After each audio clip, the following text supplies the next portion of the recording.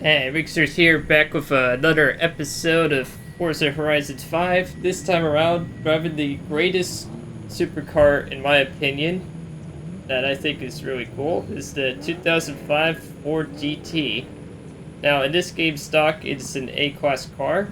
It's a V8 supercharged mid-engine replica, sort of, or reincarnation of the 1960s Le Mans-winning Ford GT40. So let's take it out for a spin in stock, and then I'll do it in the garage to make it go even better. The interior is really nice too, for the early 2000s cheese. As you can see, the tach is in the middle. The speedometer is like all the way to the right, which is pretty ridiculous. And this car won't bite you. You have to drive it with respect, because it makes a lot of power first time actually. Originally, when new, this car was $150,000, and they're worth more than that nowadays. It's just so nice to drive this 6-speed manual transmission car. It's always been my dream to actually drive one of these, or be a passenger of one of these in real life, actually, for that matter. Just listen to that supercharger whine.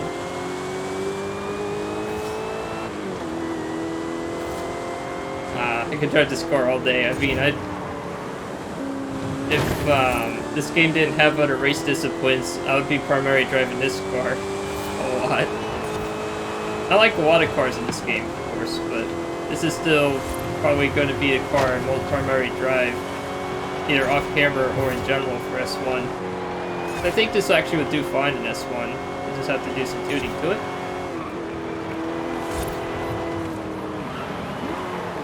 Oops. Yeah, some of these turns it does not grip very well. In Horizon 4, this car was even more of a handful because of the physics models and grip model. Any rear-wheel drive car that made 500 horsepower or more, it just lost grip at the drop of the hat. It was ridiculous.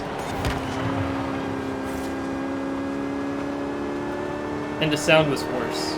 This is significantly improved.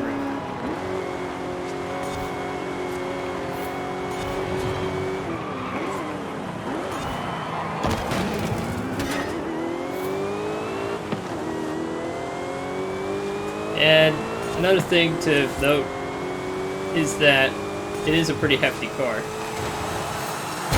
by supercar standards as well. 214.35.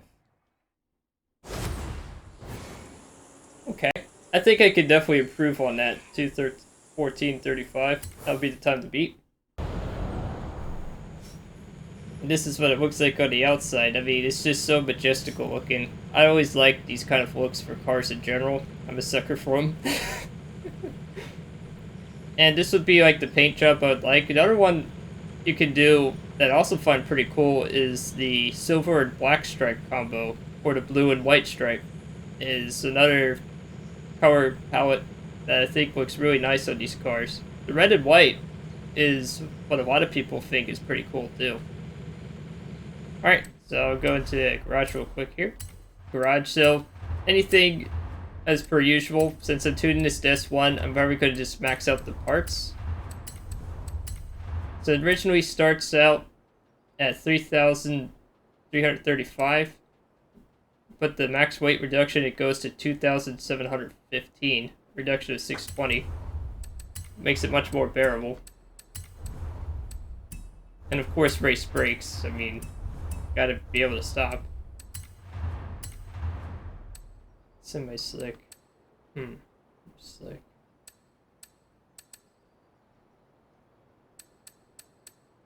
Yeah, I'm gonna put semi-slicks on these. Because I figure, since I'm gonna be driving this in all sorts of weather on the road, slicks don't always cut it in certain situations, but they are really grippy. And of course, making the tires wider than stock, 255 front and 335s. Oh, again. I'm gonna do an experiment with the track width. I'm only gonna like increase it by 1 instead of maximum 3 clicks, just to see what happens for the front and rear. So I've never done that before. I just want to try it out.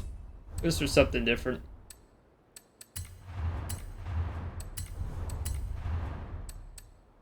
And since originally this car had 6 speeds, just doing race transmission 6 speed is fine by me. Everything else is the usual. Race diff, max clutch, max driveline, weight reduction. And now let's crank up the boost of the supercharger. Just doing this alone gets 75 horsepower. And adds some weight though, about, let's see here, 7,005 to 14. Yeah, it's worth it. Sometimes they do add more weight than that. And we can reduce that immediately with a flywheel. And upgrade the camshaft, of course. And the race exhaust will really scream. And of course, the usual, you just max everything out till you can't anymore. Or if you want to maintain where you want to be. And let's see here, did I do the valves yet? Nope. I like the fact sometimes when you do certain upgrades, like if you do sport valves, your off-road goes up. But then when you upgrade it to max race valve, it goes down. I don't know why. That's just some silly observation I made.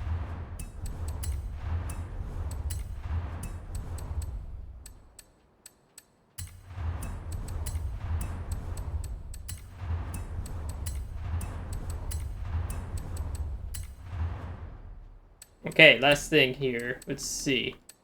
So 25 more horsepower. Yeah, I think that's worth the trade-off of doing from 811 to 836. Yeah, it's worth the trade-off. In this case, since you're making so much power, adding a little more weight, even just like a measly 6 horsepower, can actually help with acceleration. So we definitely want that. And for conversion for this car, if you wanted to commit sacrilege, you can put a V10 in it, a racing V12, or a twin turbo 3.5 liter V6. It's like, why? There's no point to that in my opinion. You could make this all-wheel drive if you wanted to, but I'm not going to do that. And if you really want to make me shake my head in disgust, you can put twin turbo instead of a supercharger. I don't know why, but you can. I mean, it's up to you if you want to do that, but I personally don't.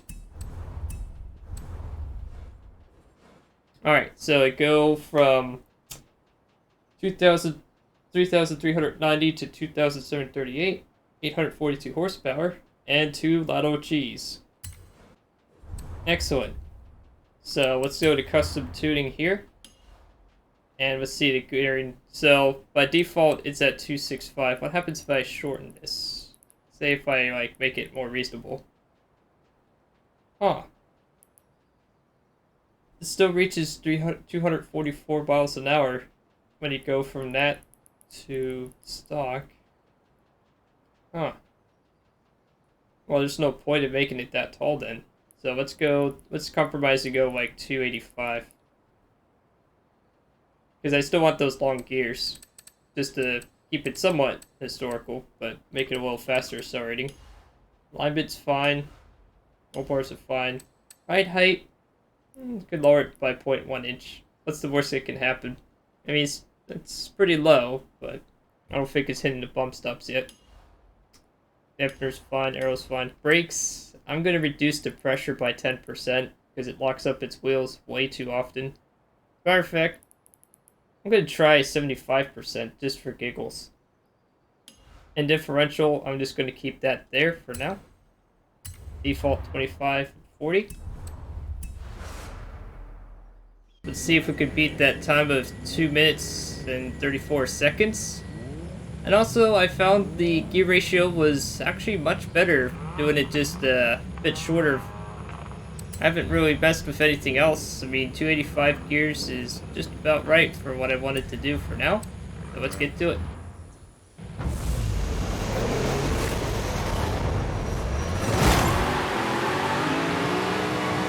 So it's now at S1, 895. Let's see if I can get a better finish position as well. It definitely handles much better, of course, because the semi-slicks generates a lot more grip. gears are still a little bit too tall for my liking, but it's not terrible either. There we go. Now I get some straight line speed here. Slow down there. I found also reducing the brake pressure to 75%. Even though I'm not slowing down quite as efficiently, I'm not constantly locking up the wheels so I can actually turn better. There we go. And let's see if we can get in third. Yeah, there we go. This is going to pass this Jaguar XJR 15. Another cool 90s car as well. Very rare Jaguar, in fact. Here we go. There's also a Ferrari. The name escapes me of what that one is. That's an older Porsche in front of me. That is, I think, the 911 GT2. It's pretty hard to tell from this distance, though. Oh, it's a GT3, I believe. Not a good car. It's no match on the straights, though. At least this dude. This car just has such good straight line speed, though. One other thing I've noticed, too, tuning-wise, at least for a mid-engine car, rear-wheel drive, upgrading the track lift just one click still allows it to be very responsive. So I might try that in some other builds. And then across the line. Here we go. Yeah, no contest. 1 minute 55.93. As you can see right there. So I went from 234 A-class stock to 155.93 with just a minor gear ratio tuning and a lot of parts slapped on it. So that is much better. Alright. And with that in mind, this is pretty much my dream car in the game. An S1 tune. It's definitely much better than it was in A, which obviously makes sense for most cars in the game. Tune it up a bit and they just get better. That's the nice part about Horizons. So what I'm gonna do then is I'm gonna actually do another video on this car. I'm gonna take it on the Goliath for a lap and see how it does there. Because S1's, although slower than S2, would actually make for a pretty cool race to do, and I haven't done before for the channel, so I'm gonna give that a shot. And also, I'm still very grateful for those who have watched what is still arguably the most popular video ever made for the channel. So very appreciated that, and the other views for the other videos that I've covered in the past. So, hope you enjoyed this video. This is Rigsters Journey, signing off.